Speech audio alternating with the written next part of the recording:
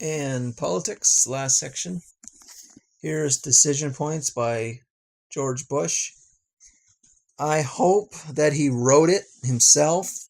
I'm always a little skeptical about politicians writing because I just wonder whether they just get someone else to write it and it's just a waste of time.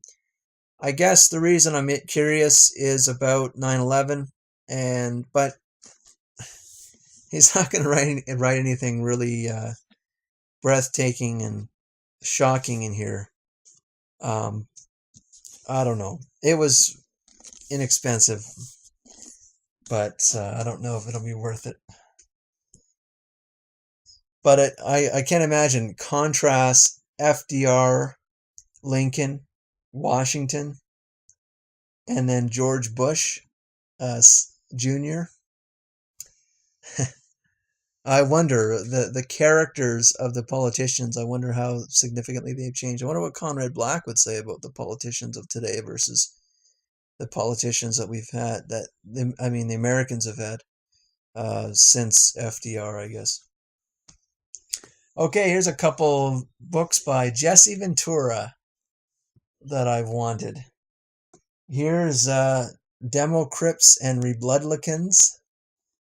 No More Gangs in Government.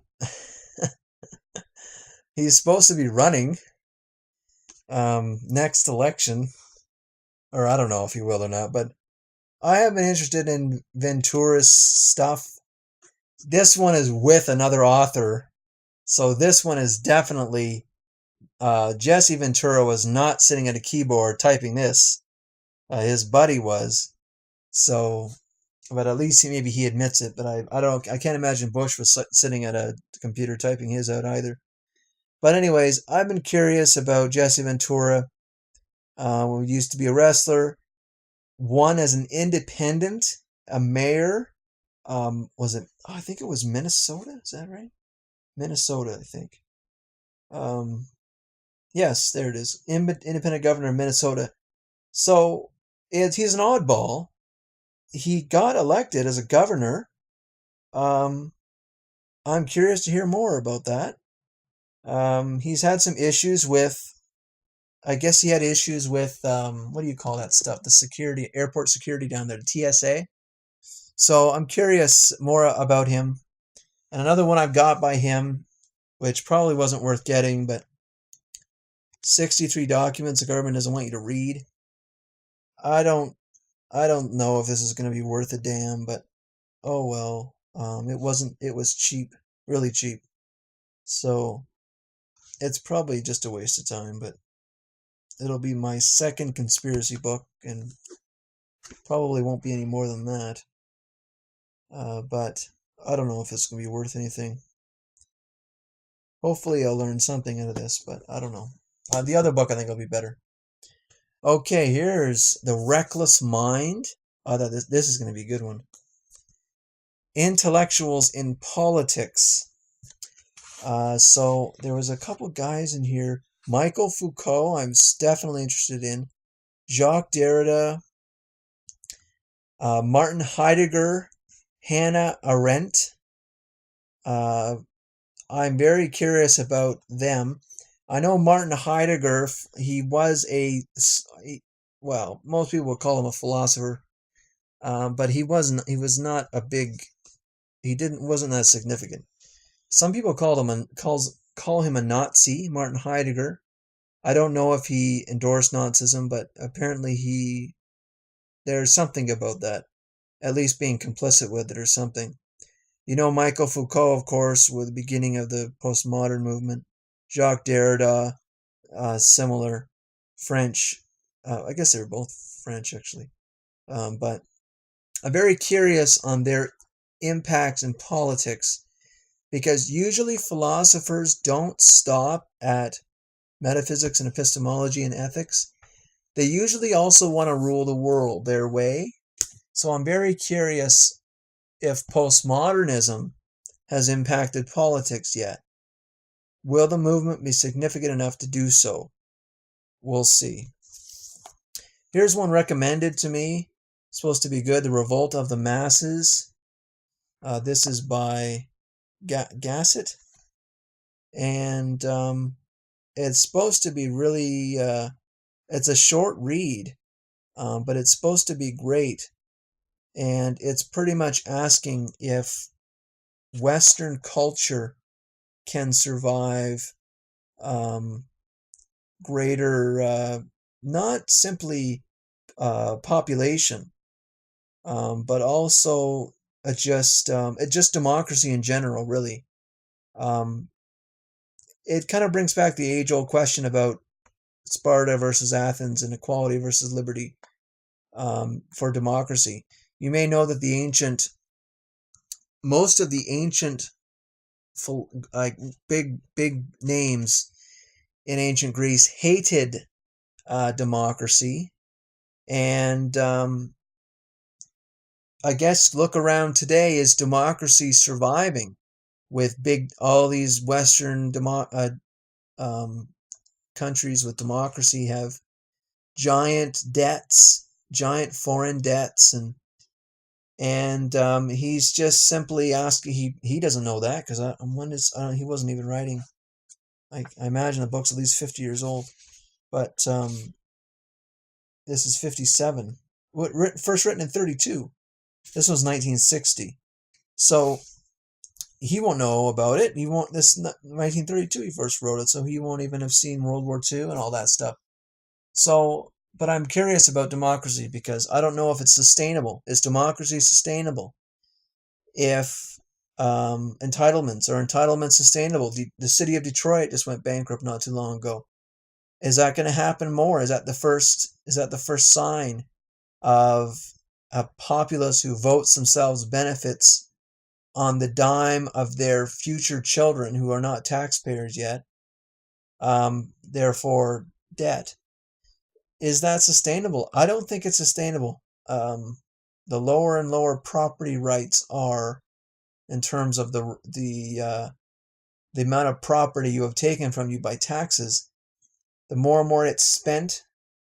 And I'm just kind of curious on what he says about it, the Gasset guy. So, okay, here's David Horowitz, Radical Son.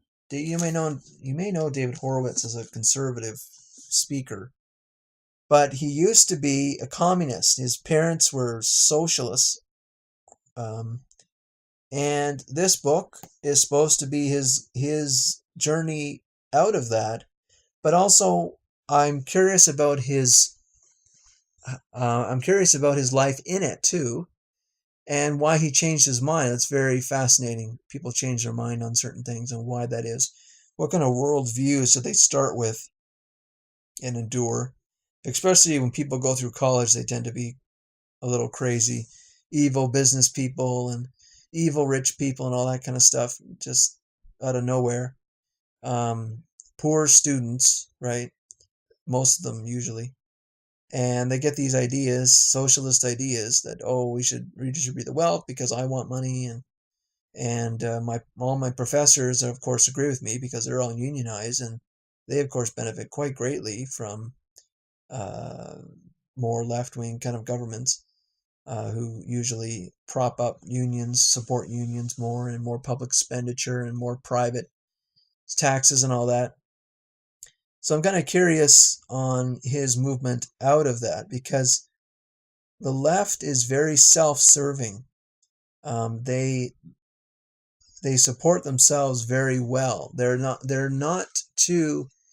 They don't mind taxing other people to death so that they can make themselves rich. But absolutely, people on the other side would say the exact same thing about right wing. They would say, "Oh, but you are all very productive, and your businesses do so well, and then you capture all the wealth is through the marketplace." The left wingers capture the population through taxes. The right wing capture the population through the marketplace. That's what they'd probably say. But anyways, I'll move on from that debate. Two more. I mean to get a copy of Napolitano. He's a judge on Fox News. The Constitution Exile. I've been very interested in why the American tradition and it's the American history, American exceptionalism. It no one seems to care. Americans don't seem to care about their history. And they have this constitution, not perfect, but a remarkable constitution. And yet you just constantly hear about flaunts to the constitution. Whether it's the surveillance stuff going on now, the healthcare stuff, it's the environmental. What was that big hurricane in the Katrina hurricane? And I don't think it was the acorn stuff, but there was some other disaster cleanup people that apparently wasn't constitutional. I don't know what the hell is happening to the U.S. How they can have these things, have this history in this constitution, and yet they just ignore it all. Who cares? And they're just going to become an ancient Greek democracy and just ruin themselves. So Napolitano was a judge, but he's got lots to say about the government, the American government, destroying themselves. And one way is through subverting the Constitution. No one likes to wear chains, nor does the American government like to wear chains, which the Constitution is supposed to be. So, okay, last one is the Enigma of Japanese Power. The first full-scale examination of the inner workings of Japan's political-industrial system. The main reason to pick this up, it has a little bit to do with education, Japanese education here. But the other thing is, I was curious about, and I was asking some people I knew at one point about this, Japan's interest in World War II. To me, that was suicide. But from what I heard, Japan was desperate, and they needed to expand off the mainland, and that was their entry into World War II. So I'm curious on like where the hell that comes from, and what is Japanese power? How can these people invade mainland China in their history? To me, that's just so crazy. But anyways, so I'm interested more about Japan. They seem to be an exceptional nation too, and just in terms of maybe their craziness. I don't know, but they seem to be odd. All right, that's books for August.